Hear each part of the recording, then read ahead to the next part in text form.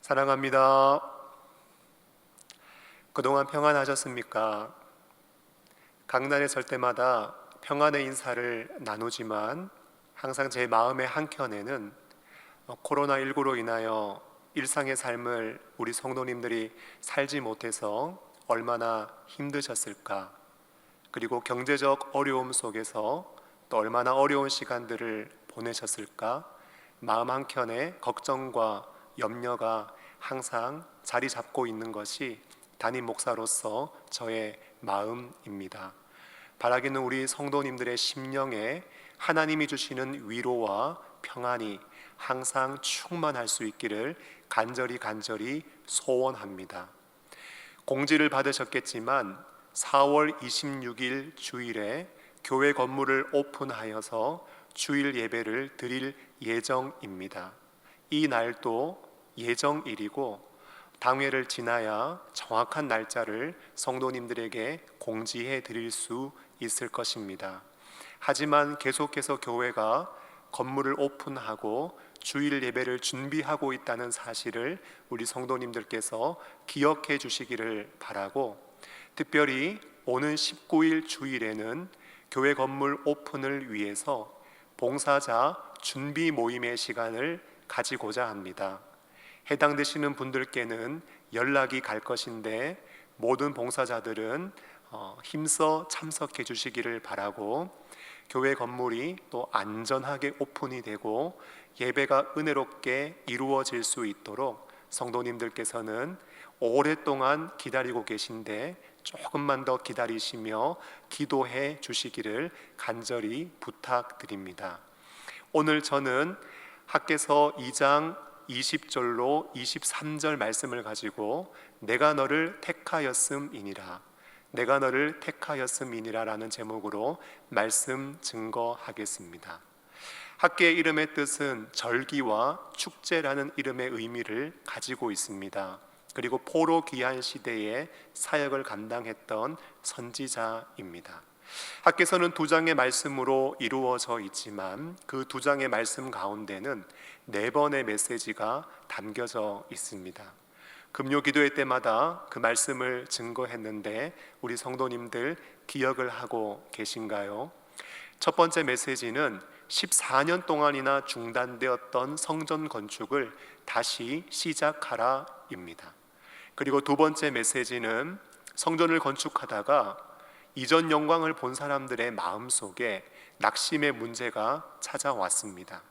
하지만 이전 영광보다 나중 영광이 더 클 것이기 때문에 스스로 굳세게 하여 성전 건축을 지속하라입니다.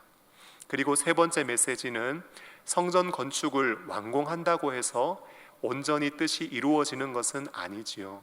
우리의 마음과 삶도 거룩하게 건축되어지고 세워져 있어야 합니다. 성전 건축과 함께 우리의 마음과 또 우리의 삶이 온전하게 세워진다면 오늘부터 복을 주겠다 하나님께서 약속하셨습니다.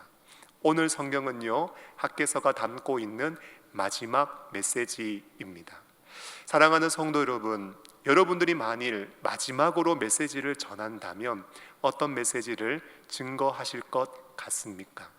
오늘 하나님은 학개를 통하여 그 당시 성전 건축에 있어서 가장 앞장서서 성전 건축을 진두지휘하고 있던 수룹바벨에게 하나님은 말씀을 주셨습니다. 그 말씀의 핵심은 무엇인가? 내가 너를 택하였다라는 것입니다. 메시지의 핵심이 무엇이라고요? 내가 너를 택하였다라는 것입니다. 사랑하는 성도 여러분, 하나님은 왜 수룹바벨을 선택하셨을까요? 사실 성경에 그 이유가 명확하게 나와 있지는 않습니다.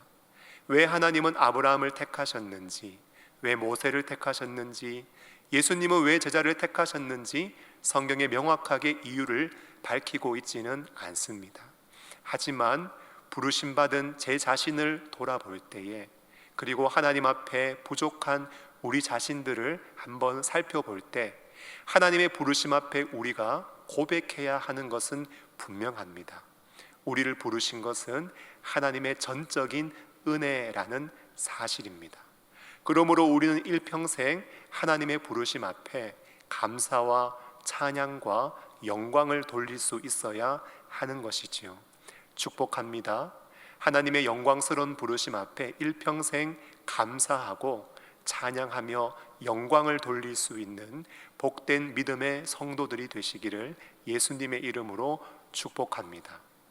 그러나 하나님의 부르심 앞에 그냥 감사로 머물러 있어서는 안 됩니다.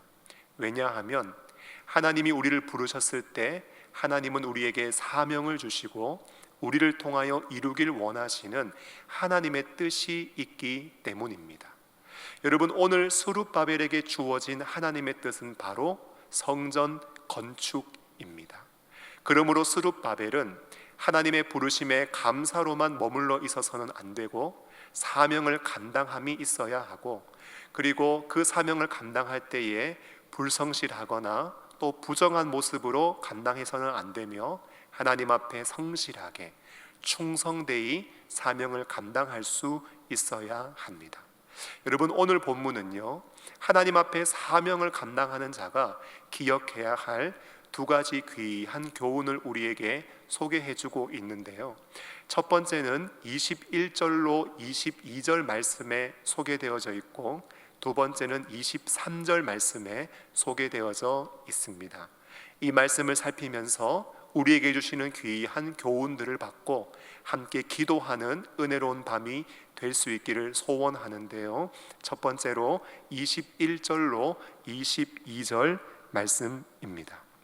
21절 22절 말씀을 보시면은요, 너는 유다 총독 스룹바벨에게 말하여 이르라. 내가 하늘과 땅을 진동시킬 것이요 여러 왕국들의 보좌를 엎을 것이요 여러 나라의 세력을 멸할 것이요 그 병거들과 그 탄자를 엎드러뜨리리니 말과 그 탄자가 각각 그의 동료의 칼에 엎드러지리라 말씀하고 있습니다. 여러분, 21절을 보니까 하나님께서 하늘과 땅을 진동시킬 것이다 말씀합니다. 말씀을 통해서 하나님은 하늘도 진동시키실 수 있고 땅도 진동시키실 수 있는 천지와 만물의 통치자이시고 주권자이심을 우리가 알 수 있습니다. 여러분, 22절 말씀을 보시면 여러 왕국들의 보좌를 엎을 것이고 여러 나라 세력을 멸할 것이며 병거 탄자를 엎드려뜨릴 것이고 말과 그 탄자가 각각 동료의 칼에 엎드러지게 하겠다고 말씀하십니다. 여러분, 하나님이 우리의 대장이 되시고 용사가 되셔서 왕들과 나라들과 군사들을 다 물리쳐 주겠다고 말씀하고 있는 것입니다. 사랑하는 여러분, 오늘 이 말씀을 듣는 스룹바벨, 성전 건축의 사명을 감당해야 되는 스룹바벨에게는 어떤 의미가 있었을까요? 아마도 이 말씀은 스룹바벨에게 있어서 하나님의 하나님 되심을 바라보게 하고 하나님의 도우심을 확신하게 만들면서 사명을 감당하고 있는 그에게 큰 위로와 힘을 주었을 것입니다. 천지와 만물을 지으신 하나님이 함께 하시고 다스려 주실 것이다. 하나님이 대장이 되시고 용사가 되셔서 모든 대적을 물리쳐 주실 것이다. 여러분, 그 말씀이 스룹바벨에게 증거되고 선포되었을 때 그의 마음이 얼마나 든든했겠습니까? 사랑하는 성도님들, 우리가 사명을 감당하는데 무엇이 필요하다고 생각하십니까? 지식, 그리고 경험, 재능, 은사, 돕는 사람, 물질 필요하지요. 그 모든 것은 사명을 이루어가는데 참으로 유익한 수단입니다. 그러나 우리에게 가장 필요한 것이 있다면 바로 하나님이 필요합니다. 하나님이 함께 하시고 하나님이 도와주셔야 하나님의 사명을 온전히 이루어갈 수 있기 때문입니다. 모든 것이 준비되어져 있어도 하나님 없으면 아무것도 준비되어져 있는 것이 아닙니다. 아무것도 준비되어져 있지 않아도 하나님이 함께 하신다면 여러분, 모든 것이 준비되어 있는 것입니다. 사실 성전 건축의 사명을 감당하면서 스룹바벨은 지도자의 위치에서 앞장서서 많은 어려움들을 직면했습니다. 처음에는 바벨론을 정복한 고레스가 바사 제국을 건설한 후에 속국들을 달래려고 많은 자치를 허용하여 성전 건축이 시작되었습니다. 하지만 고레스의 뒤를 이은 캄비세스는 중앙 집권적인 정치를 하면서 자치권의 상당 부분들을 해소해서 성전 건축이 중단되게 되었지요. 그 이후에 다리오 왕은 속국의 자치의 또 많은 부분들을 허용하여 다시 성전 건축을 할 수 있었습니다.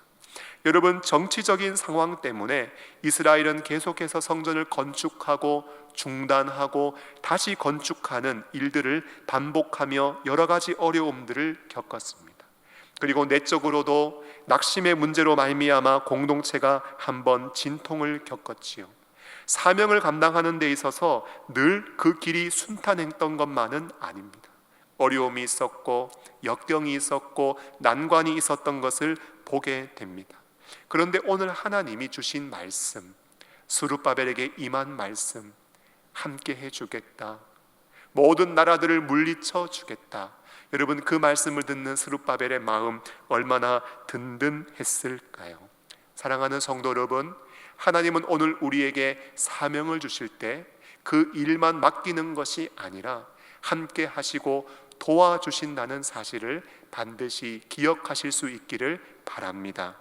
사명을 감당하면서 얼마나 어렵고 힘든지 우리가 이야기하는 것은 결코 어려운 일은 아닙니다. 왜냐하면 사명을 감당하는 자에게 항상 외적으로 내적으로 어려움이 있기 때문입니다.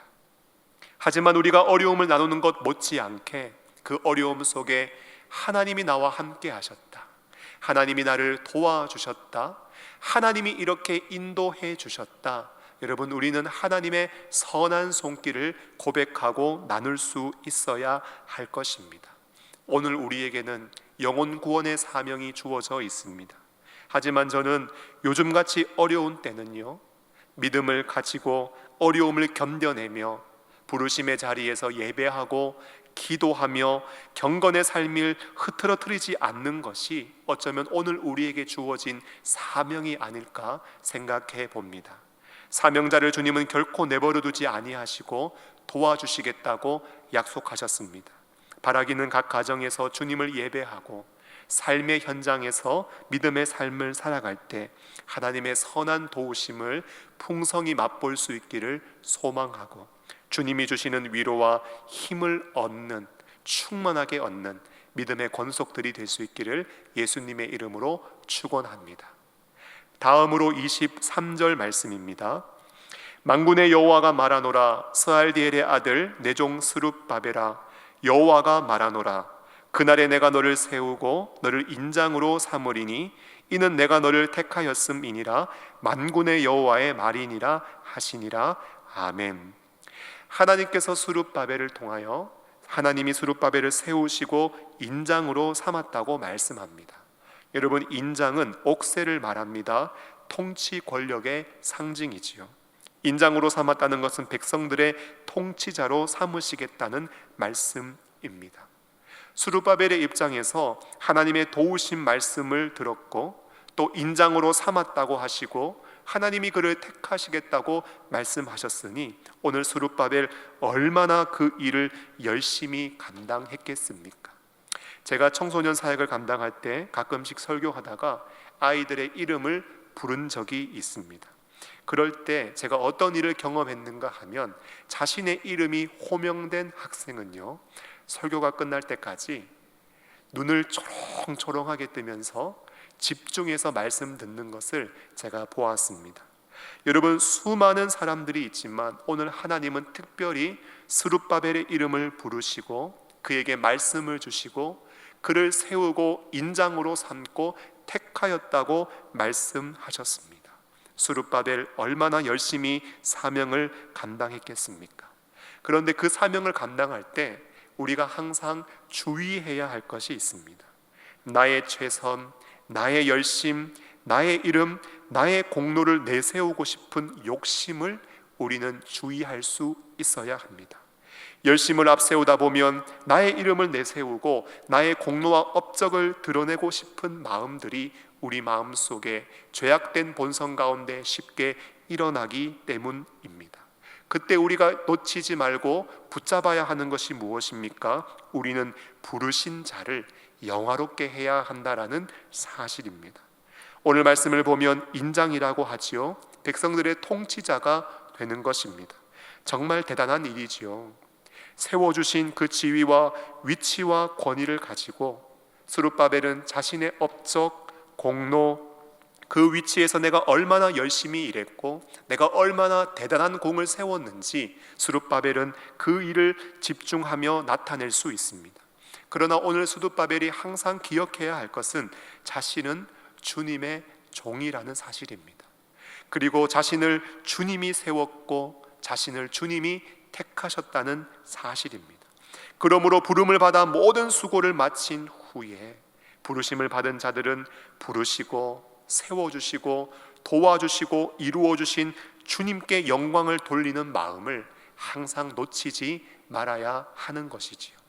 감사하게도 오늘 스룹바벨을 보면은 이런 부분에 있어서 결코 문제를 일으킨 것으로 보이지는 않습니다.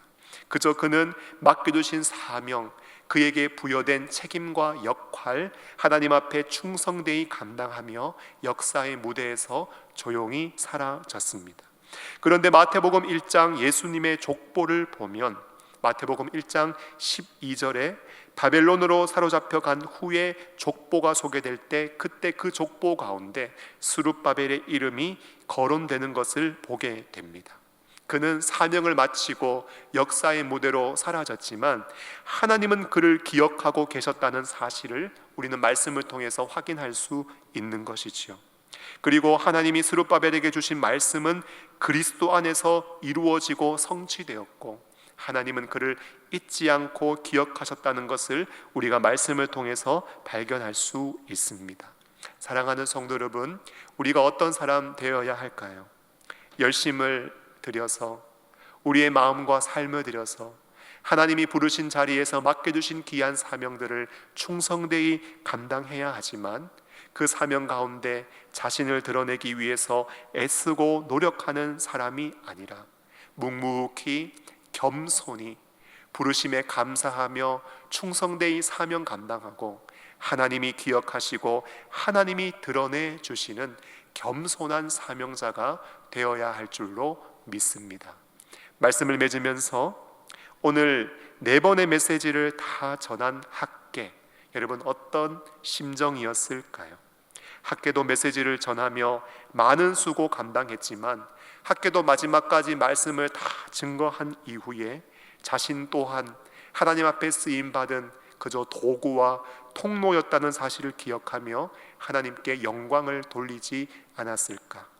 그동안 성전 건축의 말씀을 증거했는데 나는 이제 할 일 다 끝났다고 하면서 모든 일을 다 내려놓고 하나님과 전혀 상관없는 삶을 사는 것이 아니라 자신도 성전도 자신의 성전도 정말 하나님 앞에 온전하게 건축되어져 있고 세워져 있는가 자신을 돌아보면서 천국을 소망하며 걸어가지 않았을까 묵상을 해봅니다.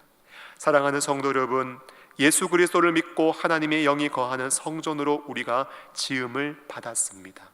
바라기는 학계 또 선지자의 말씀을 이제 마무리하면서 혹시 우리의 성전이 무너져 있고 황무해져 있다면 다시 한번 영적으로 우리의 신앙을 재건하는 일에 힘쓸 수 있기를 바라고 하나님의 뜻을 이루어가는 도구와 통로로 여러분들의 심령과 삶이 아름답게 쓰임을 받으시면서 일평생 우리를 부르시고 우리를 통하여서 역사하신 하나님께 영광을 올려드릴 수 있는 저와 여러분들이 되시기를 예수님의 이름으로 축원합니다. 기도하겠습니다. 하나님 아버지, 금요 기도회로 저희들을 인도하여 주심을 감사합니다. 코로나19로 인하여 어려운 상황 속에 믿음을 지키며 경건의 흐트러짐이 없이 예배하고 기도하는 것이 우리의 사명임을 알아 하나님 앞에 온전한 예배와 기도를 드리는 하나님의 백성들 되게 하여 주시고 그 사명 감당할 때 우리를 도와 주시옵소서. 하나님이 우리에게 주신 사명을 이루고 마무리했을 때 하나님께서 다 이루어 주셨다 감사하며 영광 돌릴 수 있는 믿음의 사람들이 되게 하여 주시옵소서. 특별히 4월 26일 교회 건물을 오픈하여 주일 예배를 드리고자 합니다. 잘 준비되어 어려움 없이 안전하게 은혜롭게 예배가 이루어질 수 있도록 하나님 함께하여 주시옵소서. 이 밤에도 하나님 앞에 교회와 연약한 자들과 나라와 열방을 위해서 하나님 앞에 가지고 있는 마음의 소원을 가지고 간구하며 아랠 때 하늘 문을 열어주시고 아름다운 응답으로 함께하여 주시옵소서. 예수님의 이름으로 기도하옵나이다. 아멘. 주 예수 그리스도의 은혜와 하나님의 사랑과 성령의 교통하심이 하나님의 도우심을 힘입어 사명을 감당하고 그 사명 다 마친 후에 하나님께만 영광 돌리기를 소원하는 하나님 앞에 머리 숙인 모든 믿음의 권속들 머리 위에 이 밤에 우리가 간구하는 모든 기도의 제목 위에 이제와 영원토록 함께 있을지어다. 아멘.